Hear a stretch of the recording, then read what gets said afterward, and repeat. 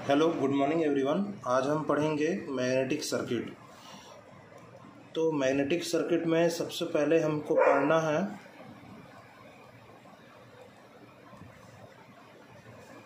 Definitions, basic definitions. But basic definition से पहले हम लोग जान लेते हैं मैग्नेट कैसा बिहेव करता है। तो हम सबसे पहले ले लेते हैं कोई एक मैग्नेट। तो एग्जांपल के लिए ये हमने कोई एक मैग्नेट लिया है, ठीक है। ये मैग्नेट से आपको क्या दिख रहा है कि इसमें एक नॉर्थ पोल होता है और एक साउथ पोल होता है, ठीक है। ये हमारा नॉर्थ पोल होता है और ये हमारा साउथ पोल है। तो मैग्नेट के बारे में आप लोगों ने बहुत सारे प्रॉपर्टीज़ पढ़े होंगे, जिसमें कि एक प्रॉपर्टी ये है कि अगर इस मैग्नेट को मैं दो पीसेस में ब्रेक करूं, दो पीस में ब्रेक कर दूं,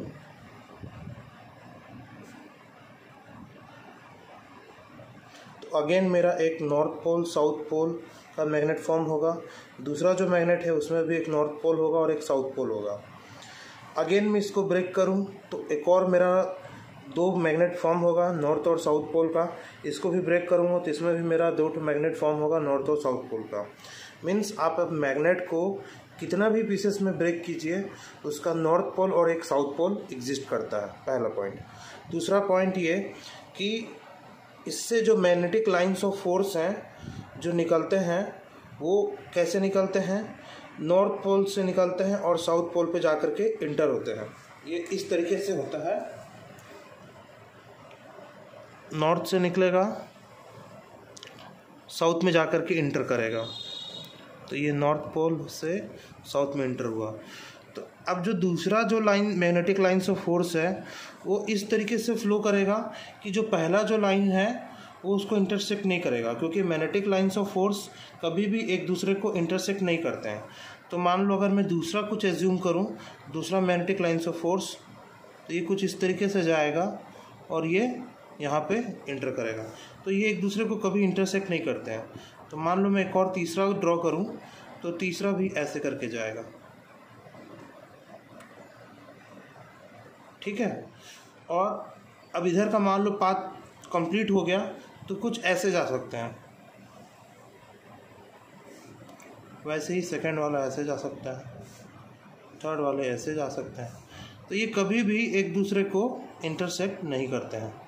तो पहले तो आपको ये दो तीन प्रॉपर्टी जाननी चाहिए मैग्नेट का, कि मैग्नेट को आप कितने भी पीसेस में ब्रेक कीजिए, नॉर्थ और साउथ पोल कभी भी अलग नहीं कर सकते हैं, पहला पॉइंट। सेकंड चीज़ ये कि मैग्नेट से जो मैग्नेटिक लाइंस ऑफ फोर्स निकल रहे हैं वो कभी भी एक दूसरे को इंटरसेक्ट नहीं करते हैं और हमेशा नॉर्थ पोल से निकलते हैं, साउथ पोल में जाकर के इंटर होते हैं। और मैग्नेट के अंदर में ये साउथ पोल से नॉर्थ पोल में जाते हैं, साउथ पोल से नॉर्थ पोल में जाते हैं, ठीक है। तो मैग्नेट के अंदर में साउथ से नॉर्थ और मैग्नेट के बाहर में नॉर्थ से साउथ। ये जो मैग्नेटिक लाइंस ऑफ फोर्स हैं इनका एक प्रॉपर्टी है कि ये always flow from the lowest reluctance path. Reluctance path मतलब जैसे हमारा इलेक्ट्रिक सर्किट में रेजिस्टेंस होता है, तो करंट हमेशा स्मॉलेस्ट या लोवेस्ट रेजिस्टेंस पाथ से करंट फ्लो होना चाहता है, वैसे ही हमारा जो मैग्नेटिक लाइंस ऑफ फोर्स है वो हमेशा कहाँ से फ्लो होना चाहता है, लोवेस्ट रिलक्टेंस पाथ, मतलब जो उसको अपोज कर रहा है ऐसे सबसे लोवेस्ट पाथ से वो फ्लो होना चाहता है। ये सबसे नज़दीक से फ्लो होना चाहेगा क्योंकि इसमें एयर गैप कम है। फिर ये इसको इंटरसेक्ट नहीं करना है इसलिए थोड़े बाहर से फ्लो होगा। फिर जो थर्ड वाला है इससे और बाहर से फ्लो होगा। तो ये एक दूसरे को इंटरसेक्ट नहीं करते हैं और कोशिश करते हैं कि मिनिमम रिलक्टेंस पाथ को फ्लो करें, ठीक है। अब हम आते हैं बेसिक डेफिनेशंस पे। तो सबसे पहला डेफिनेशन आपका आता है flux,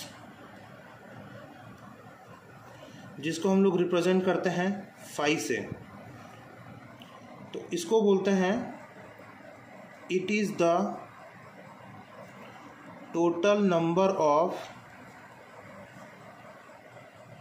magnetic lines of force, it is the total number of magnetic lines of force produced by the magnetic material और it is the strength of the magnet in terms of total number of magnetic lines of force। ठीक, इसका unit क्या होता है? इसका unit होता है weber, WB, जिसको हम लोग साइंटिस्ट के नाम पे रखे हैं WEBER, वेबर। नेक्स्ट अब आपको जानना है flux density.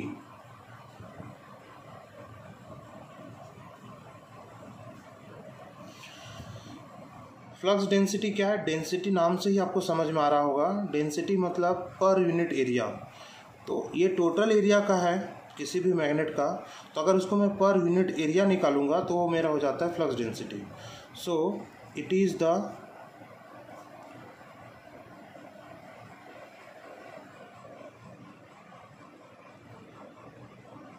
Ratio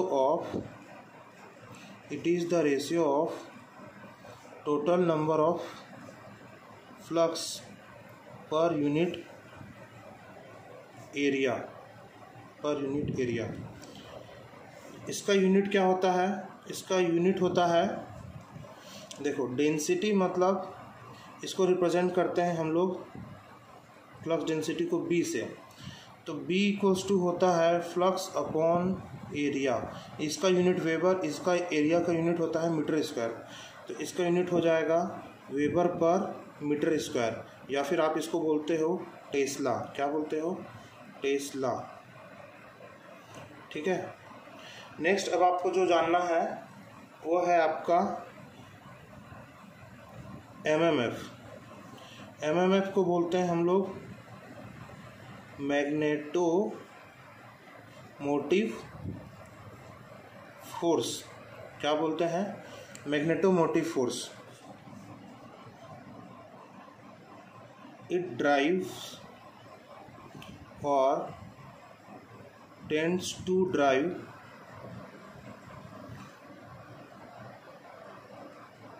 flux through a magnetic circuit and corresponds to electromotive force in an electric circuit. इसका क्या मतलब हुआ? जो आपका काम एक इलेक्ट्रिक सर्किट में या इलेक्ट्रिक सर्किट में जो ईएमएफ का काम है, वही काम एक मैग्नेटिक सर्किट में एमएमएफ का है। वही यहाँ पे लिखा हुआ है कि इलेक्ट्रिक सर्किट में करंट किसके कारण फ्लो होता है? ईएमएफ के कारण होता है। वैसे ही मैग्नेटिक सर्किट में मतलब जो करंट का जो एनालॉगस है वो क्या है? फ्लक्स है। तो मैग्नेटिक सर्किट में जो मैग्नेटिक लाइंस ऑफ फोर्स जो फ्लो हो रहे हैं वो किसके कारण फ्लो हो रहे हैं? एमएमएफ का। इसलिए यहाँ पे लिखा हुआ है इट ड्राइव्स और tends to drive flux through a magnetic circuit and corresponds to EMF in an electric circuit. Analogous to EMF है। जो काम आपका इलेक्ट्रिक सर्किट में ईएमएफ का है, वही काम आपका मैग्नेटिक सर्किट में एमएमएफ का है। क्या काम है इलेक्ट्रिक सर्किट में? ईएमएफ का, करंट को प्रोड्यूस करना। मैग्नेटिक सर्किट में एमएमएफ का क्या काम है? करंट का एनालॉगस यानी कि फ्लक्स को प्रोड्यूस करना। ठीक है। ये अभी आपको जब सिमिलरिटीज़ और डिसिमिलरिटीज़ लिखाऊंगा मैग्नेटिक सर्किट और इलेक्ट्रिक सर्किट का, तो और क्लियर हो जाएगा। अब एमएमएफ का यूनिट क्या होता है? एमएमएफ का यूनिट होता है एम्पियर टर्न, जिसको बोलते हैं एटी। क्या होता है? Ampere turn. ठीक है। नेक्स्ट अब हमको जानना है एम्पियर टर्न।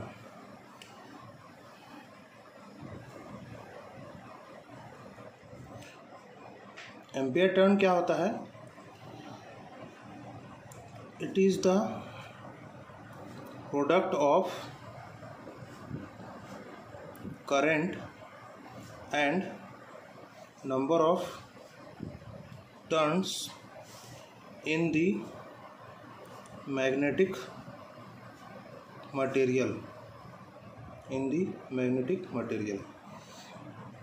ठीक है।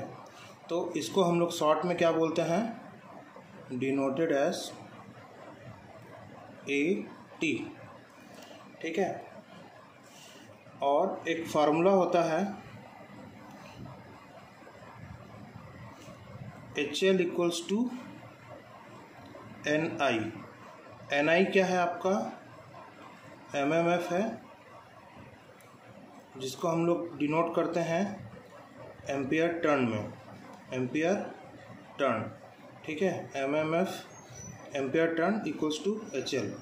तो HL इक्वल्स टू NI, आपको ये फार्मूला याद रखना है। नेक्स्ट आपको याद रखना है रिलक्टेंस। रिलक्टेंस को डिनोट करते हैं हम लोग S से। तो जो इलेक्ट्रिक सर्किट में रेजिस्टेंस का काम है, यानी कि करंट को अपोज करना, वही काम मैग्नेटिक सर्किट में रिलक्टेंस का है। रिलक्टेंस क्या करेगा, मैग्नेटिक सर्किट में फ्लक्स लाइंस को अपोज करेगा। क्यों? क्योंकि इलेक्ट्रिक सर्किट में करंट को अपोज कर रहा है, यहाँ पे करंट का एनालॉगस क्या है, फ्लक्स है। तो मैग्नेटिक सर्किट में रिलक्टेंस किसको अपोज करता है, फ्लक्स को अपोज करता है। तो आप रिलक्टेंस को डिफाइन कर सकते हैं,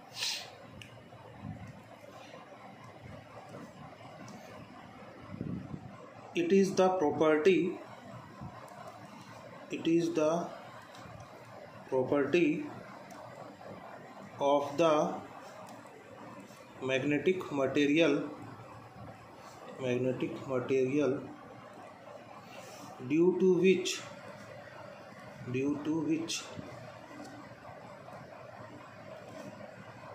it opposes the magnetic flux in it,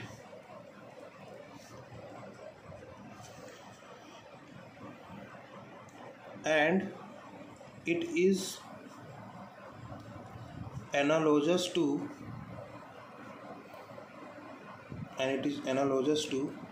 resistance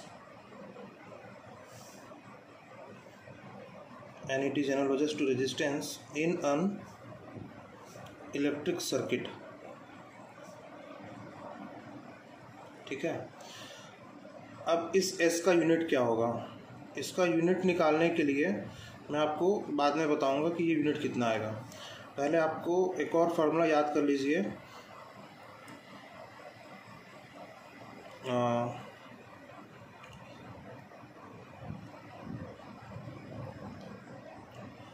EMF का फार्मूला क्या होता है, EMF या फिर आप वोल्टेज को क्या बोलते हो, I इंटू R। तो यहाँ पे I का एनालॉगस क्या है, फ्लक्स है। रेजिस्टेंस का एनालॉगस क्या है, रिलक्टेंस है। तो EMF का एनालॉगस क्या है, MMF है। तो MMF को हम लोग क्या लिखते हैं, एम्पियर टर्न। तो S का यूनिट क्या आएगा, S equals two ampere turn by 5, या फिर आप बोलोगे एम्पियर टर्न पर वेबर। तो यूनिट कितना आएगा इसका, एम्पियर टर्न पर वेबर। नेक्स्ट, अब रिलक्टेंस का फार्मूला क्या होगा, रिलक्टेंस का फार्मूला होगा, फार्मूला फॉर रिलक्टेंस, या फिर आप बोलो S इक्वल्स टू क्या होगा, ये होता है आपका L by mu 0 mu R into area. क्या होता है, L by mu 0 mu R A।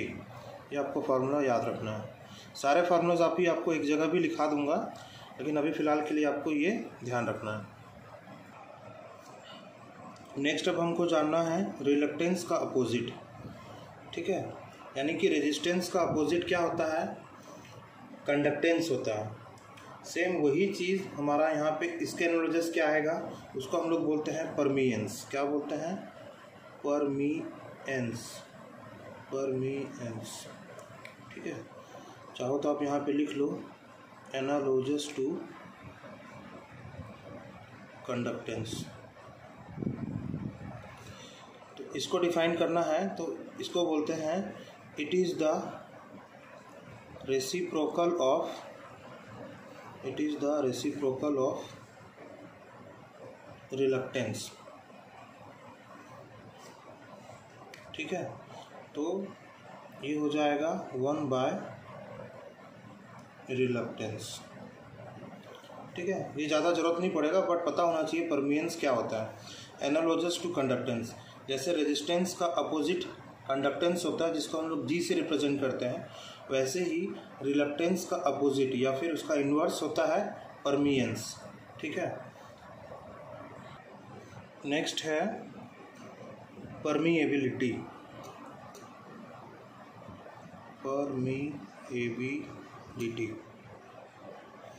अब परमिएबिलिटी को अगर आप दो पार्ट में ब्रेक करोगे तो आपको मिलेगा परमानेंट टाइप का परमी और ability means ability.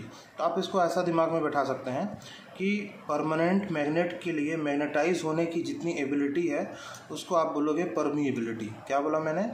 Permanent magnet जैसा मैग्नेटाइज होने के लिए जो उसकी एबिलिटी है उसको आप क्या बोलोगे? परमिएबिलिटी है। ठीक है, so it is the ability of magnetic material to get magnetized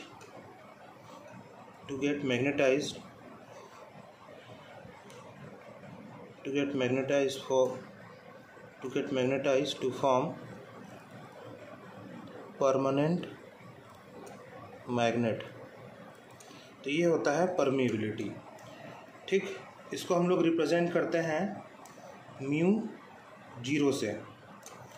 ठीक है, म्यू जीरो कितना होता है आप लोग को पहले से भी पता होगा। म्यू जीरो होता है 4 पाई इंटू 10⁻⁻⁷।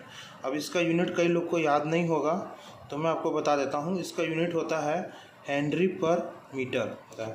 तो म्यू आर होता है जिसको बोलते हैं हम लोग रिलेटिव परमिएबिलिटी।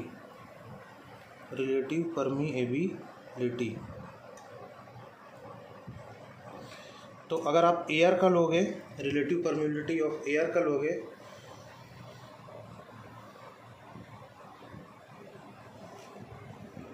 तो ये हो जाता है या एयर का या फिर फ्री स्पेस का। सो नेक्स्ट अब हमको जानना है magnetic field intensity. Magnetic field intensity. So magnetic field intensity जिसको आप ये भी बोल सकते हो magnetic field strength.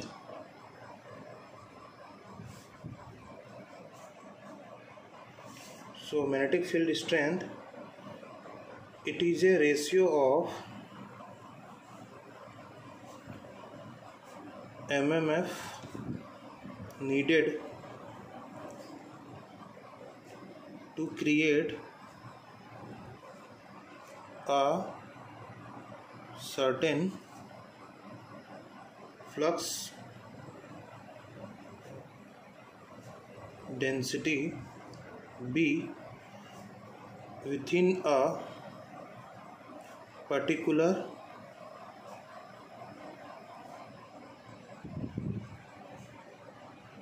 material per unit length of that material। So magnetic field strength क्या है? It is a ratio of the MMF needed to create a certain flux density within a particular material per unit length of that material। को जानना है। Next अब हमको जानना है fringing and leakage flux. ये दोनों जानने से पहले मैं आपको एक कोर बना रहा हूँ या मैग्नेटिक मटेरियल बना रहा हूँ। ये एक मैग्नेटिक मटेरियल है, ये सर्कुलर होना चाहिए, लेकिन मैं ये एज्यूम कर रहा हूँ कि मैंने यहाँ से इसको कट कर दिया है, ये कुछ पोर्शन मैंने कट कर दिया है। तो इसके अंदर का जो मैग्नेटिक लाइन्स ऑफ फोर्स है वो कैसा फ्लो होगा, इसके अंदर से फ्लो होगा, ठीक। फिर ये भी इसके अंदर से फ्लो होगा, जितने भी मैग्नेटिक लाइन्स ऑफ फोर्स हैं सब इसके अंदर से फ्लो होंगे। लेकिन कुछ क्या होंगे ऐसे जस्ट बाहर से पास होंगे, क्योंकि ये पूरा फिल हो गया। तो ये पूरा जब फिल हो जाएगा तो ये क्या करेगा, जस्ट बाहर से फ्लो होगा। फिर इधर वाला भी कुछ बाहर से फ्लो होगा, इसको बोलते हैं बल्जिंग। क्या हो जाएगा, फैल जाएगा, है ना। तो जो इंटेंशनली जो पाथ है वो उस पाथ को फॉलो ना करके थोड़ा सा आउटवर्ड पाथ फॉलो करेगा, क्योंकि अंदर का जो मिनिमम रिलक्टेंस पाथ है वो आपका कंप्लीट फिलअप हो चुका है। तो ये क्या करेगा, फ्लक्स वाले जो पाथ्स हैं वो कहाँ से जाएंगे, बाहर से जाएंगे। तो ये जो प्रोसेस है, जो बल्जिंग हो रहा है, उसको हम लोग बोलते हैं फ्रिंजिंग। और ये जो फ्लक्स जो बाहर से जा रहा है, जो लीक कर रहा है, उसको हम लोग बोलते हैं लीकेज फ्लक्स। ये क्लियर हो गया। ये क्यों हो रहा है, क्योंकि ये जो हमने कट करके निकाला, ये पोर्शन क्या है, एयर गैप है। तो एयर गैप में वो चाहता तो है मिनिमम रिलक्टेंस पाथ को फ्लो करना, लेकिन ये पूरा जब पाथ कवर हो जाता है तो हल्का सा शिफ्ट होकर के बाहर से जस्ट क्या बोलते हैं, जस्ट बल्ज होकर के बाहर की ओर वापस से फिर अंदर इंटर करेगा। तो इसको बोलते हैं बल्जिंग। और इस पूरे प्रोसेस को जो ये शिफ्ट होकर के बाहर हो रहा है उसको बोलते हैं फ्रिंजिंग। और जो फ्लक्स बाहर से ट्रेवल कर रहा है उसको वो बोलते हैं लीक होना। तो ये फ्लक्स क्या कहलाएगा, लीकेज फ्लक्स। और जो अंदर में ही फ्लो हो रहा है वो हमारा क्या है, यूज़फुल फ्लक्स है। तो एक होता है यूज़फुल फ्लक्स, एक होता है लीकेज फ्लक्स। जो लीक कर रहा है बाहर की ओर वो लीकेज फ्लक्स, और ये जो प्रोसेस है जो बाहर लीक करना उसको बोलते हैं फ्रिंजिंग। तो इसको डिफाइन करते हैं, सम flux while passing through the magnetic circuit leaks through the air surrounding the core.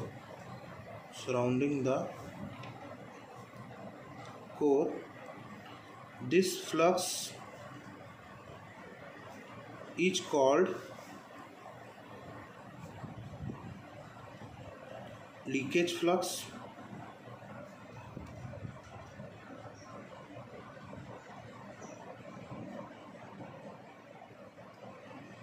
and the process of bulge outwards the iron ring or magnetic core is called as fringing. Next अब हमको जानना है leakage factor को। क्या जानना है, leakage factor को। Leakage factor जिसको हम लोग leakage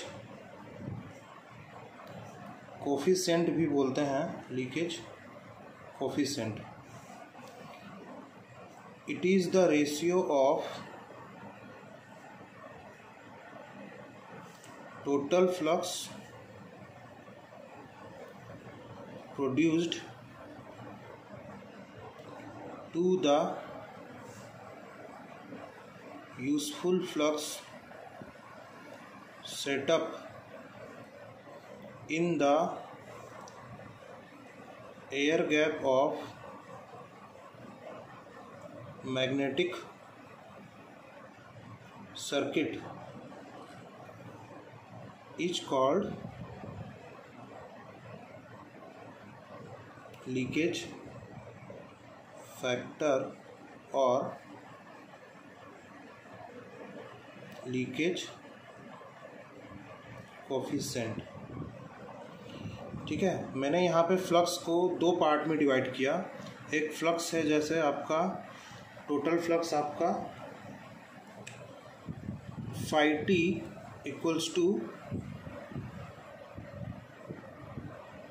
useful flux phi u और एक लीकेज फ्लक्स फाई एल। तो हमारे पास टोटल फ्लक्स में से दो पार्ट हैं, एक जो आपका यूज़ का है और जो आपको एक लीक कर रहा है, दोनों मिला करके टोटल फ्लक्स। तो हमारा जो लीकेज फैक्टर है, लीकेज फैक्टर जिसको आप डिनोट करते हो लैम्डा से, ये लैम्डा होता है total flux by useful flux, ठीक है, फाई यू। या फिर इसको आप जस्ट फाई भी लिखेंगे तो भी आपका ये सेम चीज़ है। तो ये आपका हो गया लीकेज फैक्टर, ठीक है। अब नेक्स्ट हमको क्या जानना है, इलेक्ट्रिक सर्किट और मैग्नेटिक